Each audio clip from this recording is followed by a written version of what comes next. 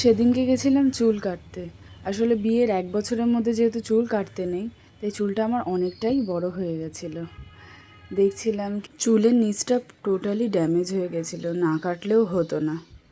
আমার মা বলেই দিয়েছিল বেশি কিন্তু ছোট করবি না। আসলে আমিও একটু ইচ্ছা হয়েছিল একটু বড় চুলই রাখি, তাই শুধু বলেছিলাম শুধু নিচের যে পোর্শনটা তোমার একদমই ড্যামেজ হয়ে গেছে, নষ্ট হয়ে গেছে, শুধু সেইটুকুনি জায়গায় তুমি শুধু ট্রিম করে দাও, এর বেশি ছোট করতে হবে না। আমি যে পার্লারে যাই আর যে দাদাটার থেকে আমি হেয়ার কাট করাই, শাখির দা তার নাম, তাকে আমার আরও এই জন্যই ভালো লাগে যে ও না বেশি আমাদের যে হেয়ার লেন্থটা আছে ও বেশি ছোট করতে চায় না। আমি বলেছিলাম, আমি একটা কাট দেখিয়েছিলাম যে এরকম করে আমাকে কেটে দিও, ও বললো যে না না ইয়ে আগার কাটোগে তো বহুত ছোটো হয়ে যায়গা।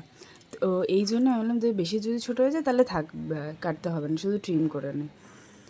আর এই যে সামনের পজিশনটা, এটা অনেক ভয়ে ভয়ে আমি কেটেছি, যে জানি না কাটার পর কেমন লাগবে, কিন্তু বাহ, দেখতে কিন্তু খুব সুন্দরই লাগছে, বেশ আলাদা একটা অন্যরকম একটা লুক দিচ্ছে।